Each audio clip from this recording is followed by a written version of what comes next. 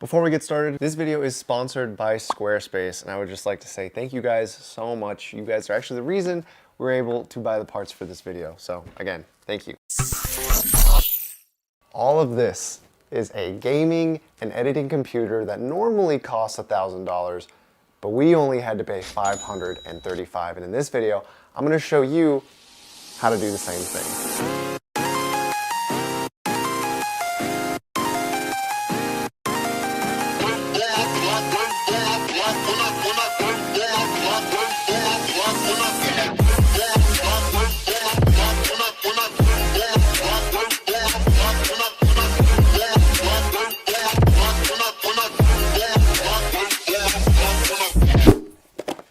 And quick plug, I am streaming a little bit more often on Twitch now. We do giveaways and punishment games. So if you guys want to stop by and check it out, it's a lot of fun. I'll leave a link in the description. All right, so I always get questions of people asking how can they get the best performance out of their computer when they're on a budget. So this is a list of parts that I believe are the best value for someone who is willing to put in just a little bit of work. I'll be explaining what each part is, why I got it, how I got it, and for how much, and how you can get it. So without further ado, let's get into the parts. This is a Ryzen 7 1700X, which normally retails for $200. This is an 8-core processor, which is way more than a hardcore gamer or even a professional editor would ever really need. It can handle streaming, gaming, and content creation pretty easily. I got this because it was on sale for a great price, which I will share in a little bit. Now, why should you look to buy this? This specific CPU is actually one of the first processors that AMD released for the Ryzen series.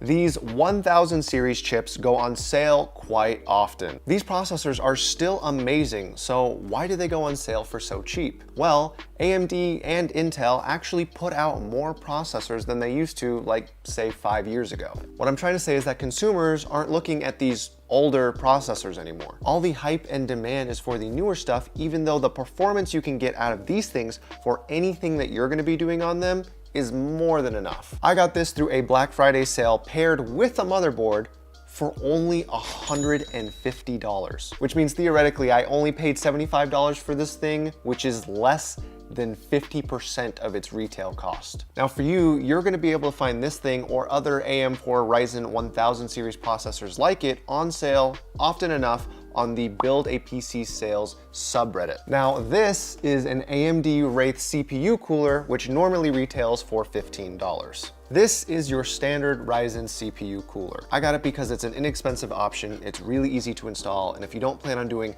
hours upon hours upon hours of gaming or content creation, I'm talking like 6, 7, 8 hours at a time, this will be more than enough. And a small side note, some of the Ryzen processors actually come with a cooler already in the box. So if you want to tell if you're going to get one of those, check to see if the processor comes in a square package, then you know that you're already gonna get one of these and you don't have to buy one separately. I actually got this on Amazon for its retail price of $15, and if you're looking to get this, I suggest you do the same. Next, we have our motherboard, which is an AX370 Gaming, which normally retails for $100. The reason we have this specific motherboard, like I touched on before, is because it came with the bundle. Spare change. Since that bundle isn't going on right now, I would just recommend that you get any 300 series AM4 motherboard that looks the way you want it to, that fits in your budget. Newegg.com or the Build a PC Sales subreddit that I talked on before would be good places to start looking. It should be pretty easy for you to find a motherboard like this for well under the retail price of $100. Now the graphics card we went for is the Zotac GTX 1060, the 6GB variant, which normally retails for $200. Come here. It's a great card that has great performance for gaming as well as editing. I got this because I was looking through Craigslist and I noticed that someone was selling a bunch of their old graphics cards from their cryptocurrency mining rig. I snagged this off the guy for only $100, which is an insane price. Now, obviously, when it comes to buying used graphics cards for cryptocurrency mining, there is a little bit of a warning.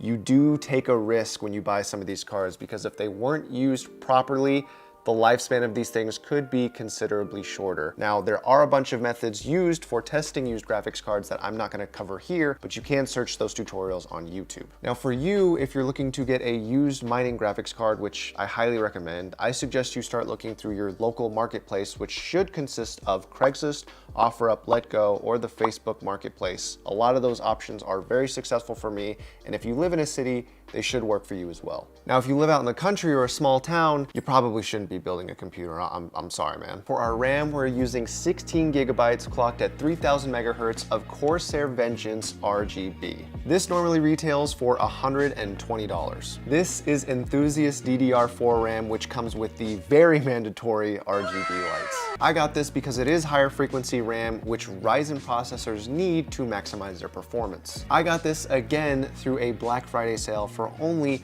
$100. However, since then, the market for RAM has actually gone down in price for consumers, so you should be able to get this for cheaper than I did. If I were you, I personally would recommend trying to buy RAM used. It is actually one of the safest parts to buy secondhand. I've never bought a pair of RAM sticks or RAM in general that ever did not work. Any of the local sites I mentioned before would be a great place to look, or you could try looking at the subreddit Hardware Swap to see if you can find anything there. For storage, we went for a 2 terabyte WD Black hard drive, which retails for $120. This is a regular computer hard drive, and the WD Black series are actually typically used for security camera footage because they're known for being very reliable. Unfortunately, that reliability comes at a higher price. However, you don't specifically need this 2 terabyte hard drive.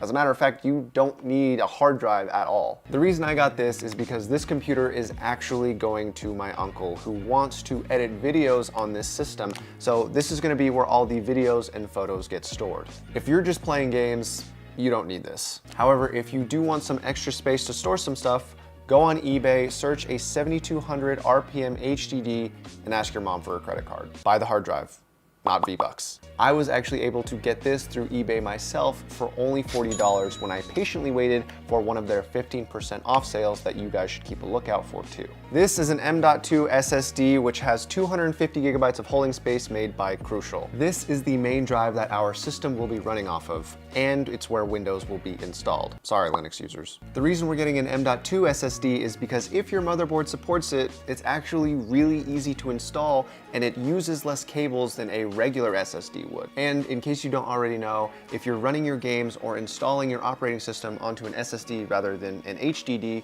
your system's gonna work a lot faster. I was able to get this through $40 through an Amazon sale. However, like the RAM market, the SSD storage is also going down in price. So I think for 250 gigabytes of an M.2, you'll probably be able to find it for cheaper than I did. This is a Rosewell Capstone 650M, which normally retails for $65. It's got 650 watts of power and has an 80+ gold efficiency rating. You shouldn't be looking for this specific power supply because it's probably not gonna be the cheapest best option for you, but at the time when I was looking for one, it was for me. I got this for only $30 because the price had dropped on it on top of an eBay 50% off sale was going on, like I touched on before. And lastly is our case, which is an EVGA DG77, which normally retails for $150. This is my favorite deal of the entire set. It's a pretty unique case in that it has glass panels on all sides as well as some LED lights. It also comes with one of my personal favorite features, the vertical GPU mount. Now this is normally not the case I would get because of how expensive it is,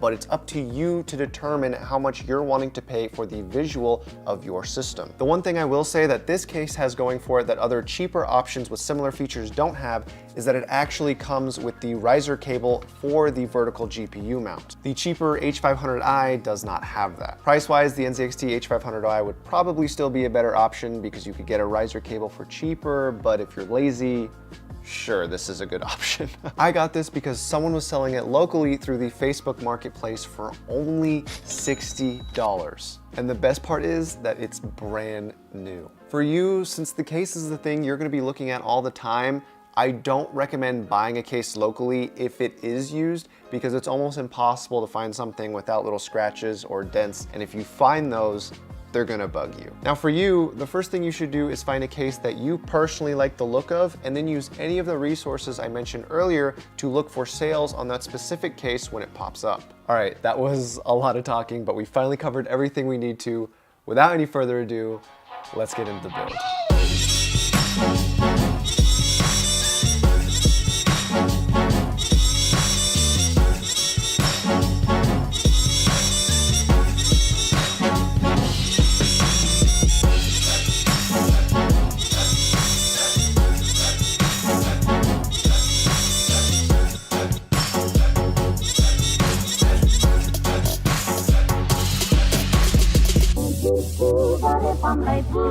The one my heart has gone to me, not gone to wait.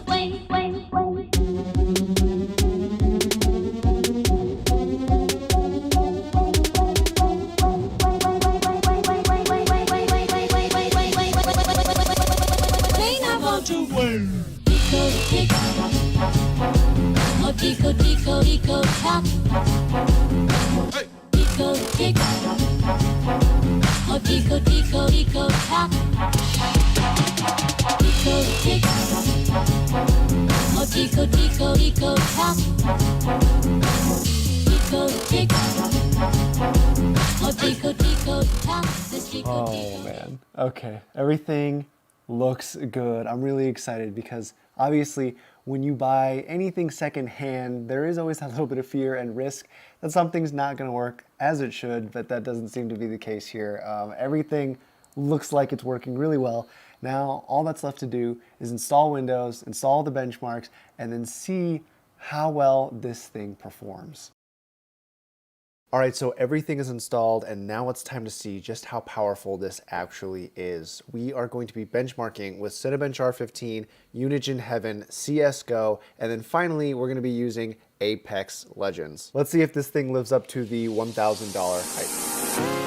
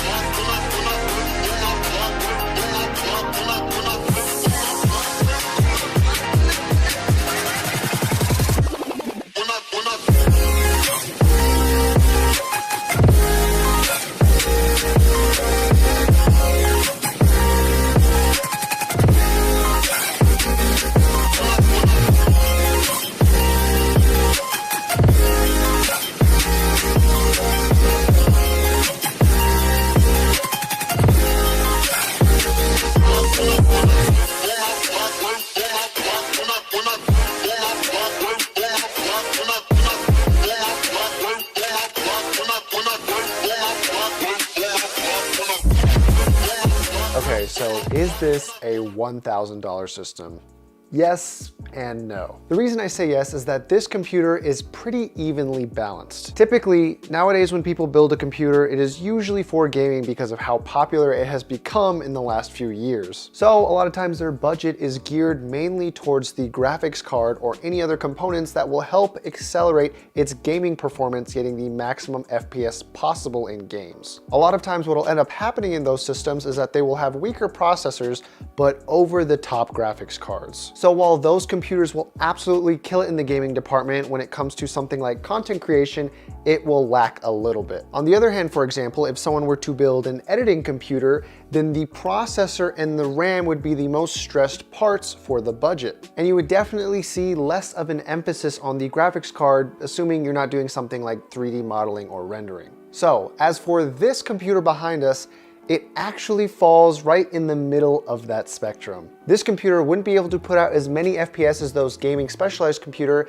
and it wouldn't be able to render as quickly as some of these professional editing systems would. However, let's say that you're a person who is interested in both, potentially gaming as well as maybe editing some of that and turning it into a YouTube channel. That person would be more than happy with this system, and they would find a nice equal balance, which we talked about in the beginning. $1,000 computer? I think so, but let me know what you guys think. I would love to hear your opinions in the comments. All right, so I'm about to pack this thing up and mail it over to my uncle, but before I get going, I want to talk to you guys for a second about Squarespace. Squarespace is a website building platform, and it is an all-in-one service. For those of you guys that don't know, it means that you can buy your website's domain name there, it has the server to host your website, and it has the tools to help you actually build it yourself. Now, why would that be relevant to you? Well, for those of you that actually watch this channel, you would understand that I give many tips on how to actually make money by buying and selling computer parts or building entire machines and then selling them as an entire system. If you wanted to turn that into a side business like I do, nothing would help make you seem a little bit more professional than an online presence. And honestly, Squarespace is a great place to go if you want it to look as professional as possible. And if you guys want 10% off, there is a link on screen that I'm gonna be showing right now, as well as a link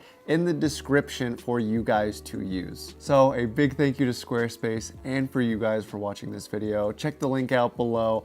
I hope you found this video creative, entertaining, or informative in any way, shape, or form.